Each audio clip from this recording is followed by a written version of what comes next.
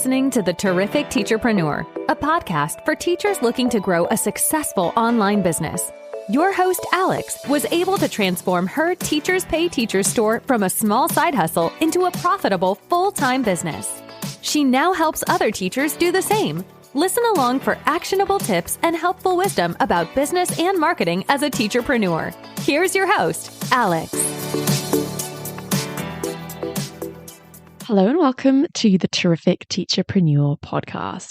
In previous episodes, I have mentioned business books I've really enjoyed, Atomic Habits being one of them and Essentialism being the other. And in this episode, I want to talk about another business book that I have read recently and I loved and I highly recommend. It is called The One Thing by Gary Keller, the surprisingly simple truth behind extraordinary results. Now, I'm going to put a link in the show notes if you want to check it out. It's on Amazon. That's where I got it from. And I highly recommend reading it because when you actually read the whole book, you'll really understand the concept. But in case you don't have time to read books, fair enough, if you're a busy person, I'm going to touch on some of the things in this episode. I really hope it helps.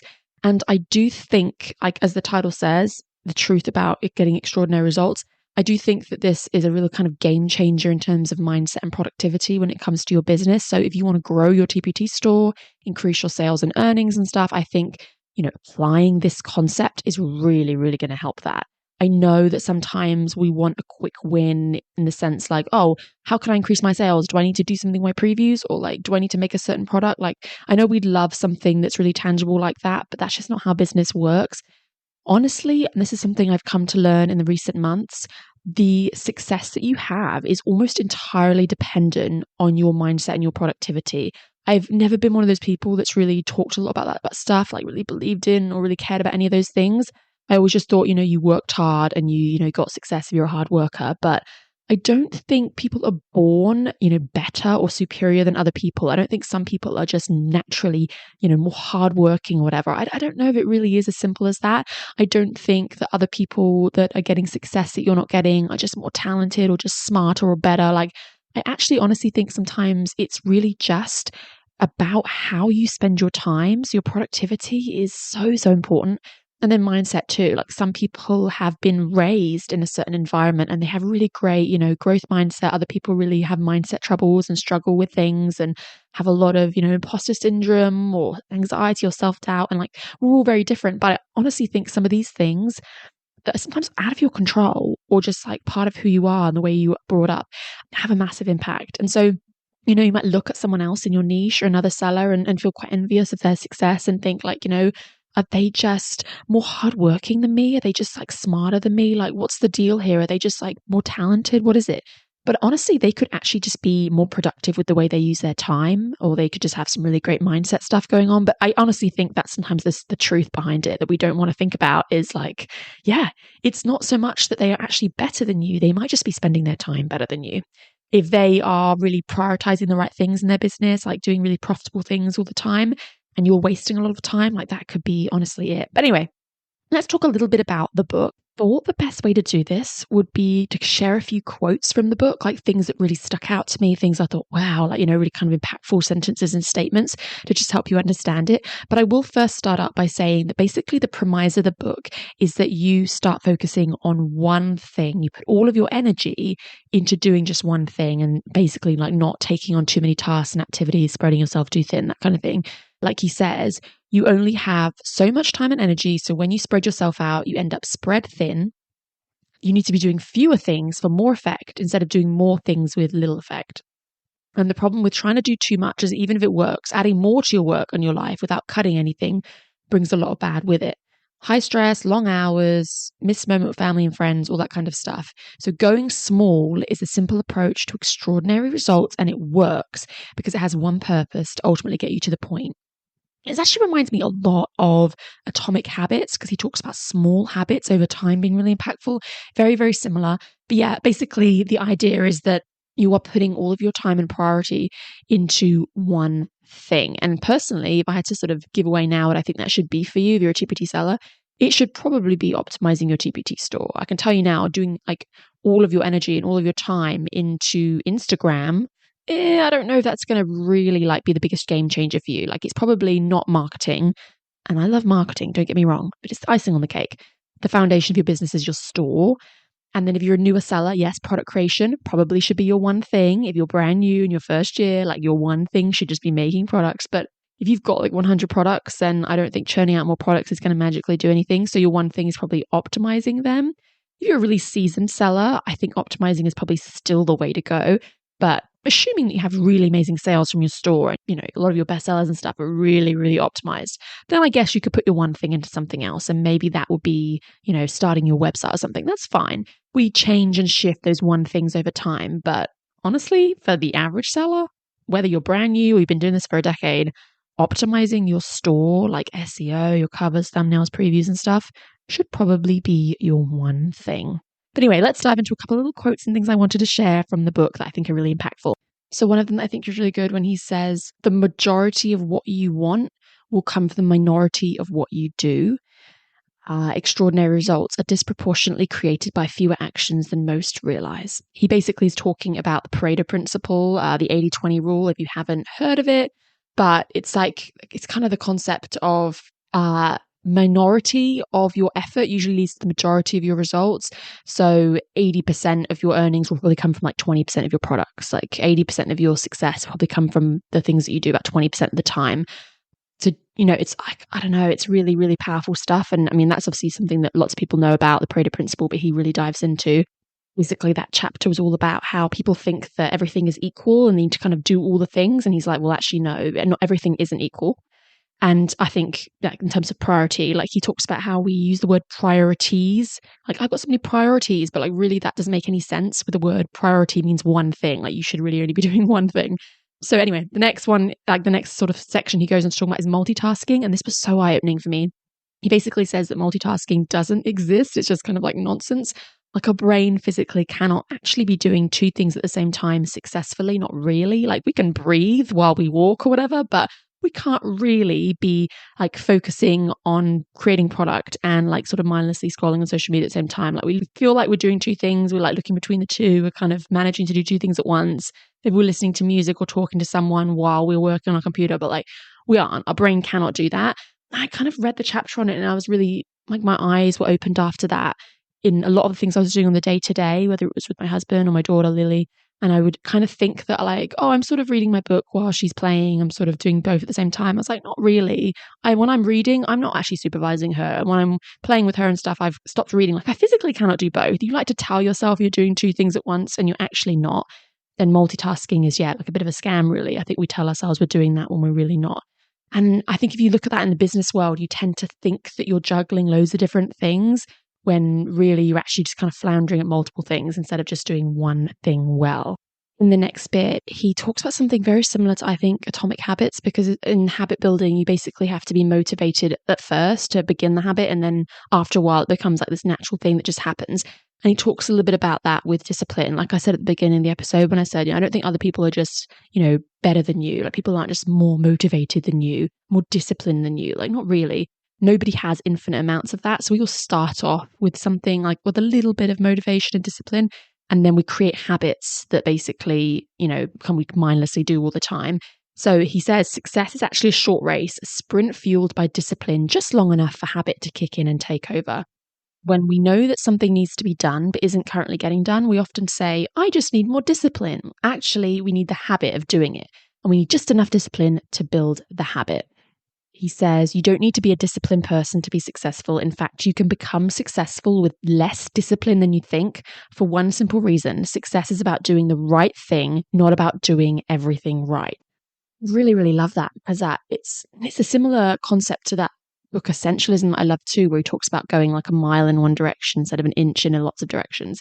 But, it's true. Like it's about finding that right thing and doing it really well, not doing like a bunch of things badly. And we're all so guilty of this. We take on so many things and we do a bunch of things at the same time and we kind of fail at all of them instead of putting all our energy into doing one thing right. So next up is the focusing question. So like the whole kind of book is built around this idea of you ask this one question.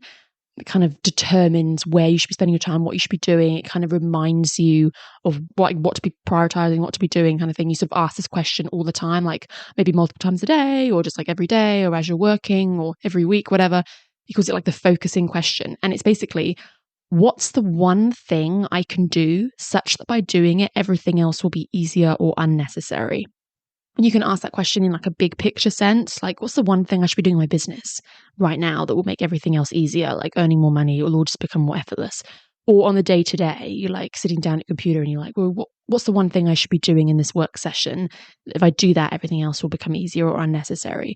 And I think it's a really great question to look at in terms of prioritizing things in your business, because you can say, what is the one thing like right now that's going to probably make me the most money, that by doing that I will, make more sales in my TPT store or make everything else kind of pointless. He gives you a bit of a breakdown on being specific in what you set yourself to do, and also kind of giving yourself like big goals. You don't want to be broad, you don't want to be too small, things like that. So he kind of says, like, instead of saying something too big and too broad, like how can I double my sales, that's just a bit too broad.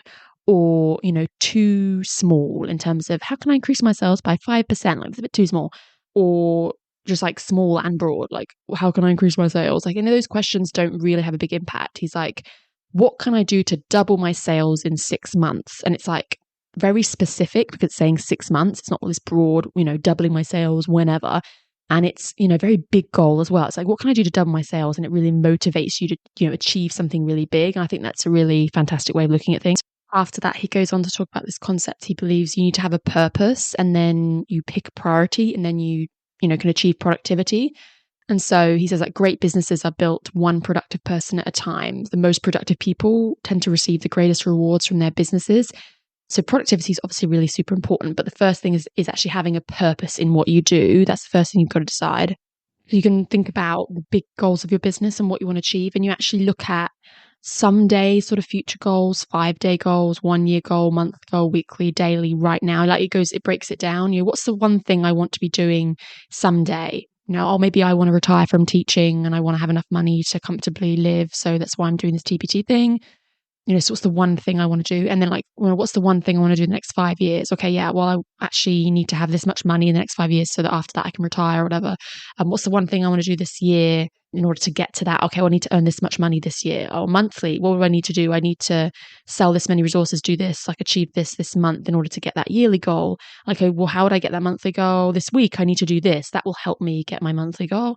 Like daily, what would I do today that's going to help me get that thing I want this week? Like you just break it down and down and down and down. Like right now in this work session, what can I do will achieve my daily goal, that will achieve my weekly and my monthly, my yearly, and it's like builds on itself, which I think is really important. It's like a domino effect he talks about. So yeah, it's really, really interesting. He talks about time blocking your time. So maybe you have a work session where you're going to work for like 2 hours on a Monday evening after school or something like that. And you would time block that out for your one thing. You don't get distracted by anything else. You're not like on social media. You're not writing an email to your email list. You're not whatever. Like your one thing is optimizing your store. You know that you're going to be optimizing your covers and thumbnails and stuff. So like that's what you do the entire session. And it's like throwing all your energy into that. And you do that every day in your work session, all week long, all month long, whatever. Like you really are prioritizing that one goal and just doing that one thing. Which, by the way, is really, really hard to do because it's so tempting to get distracted by other things. Well, I need to post on social media every day, or, oh, I really do need to make sure I'm emailing my email list, or I was supposed to be updating my website. Like all these little things, they kind of nag at us and we get distracted by them. But at the end of the day, a lot of those things don't really help us achieve our main big one goal, which I know for many of you listening is usually about earning enough on TPT to have the freedom that you want to have. You want to earn a certain amount of money so that you can afford luxuries, or buy things and go on like holidays with your family, or retire early, or pay off your student debt, or whatever. Like we want that financial freedom. You might even want to do TPT full time and have enough to live on, like something like that. But in order to increase those sales and earn the money you want to earn, you have to be spending your time in the right place, and it's usually not on making another Instagram reel. That's probably the reality there.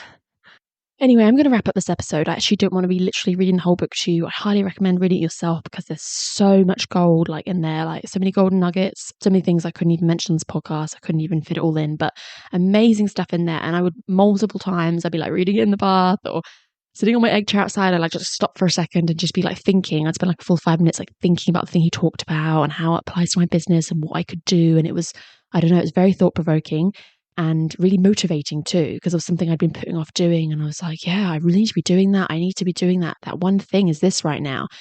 And it's not always about like forever. You don't have to be doing the same thing forever. He talks a lot about how you'll swing your time between maybe your family life and your work, whatever, and you'll prioritize one thing for a little while, and then you'll, let that go for a little bit and go back to the other thing, and that's okay.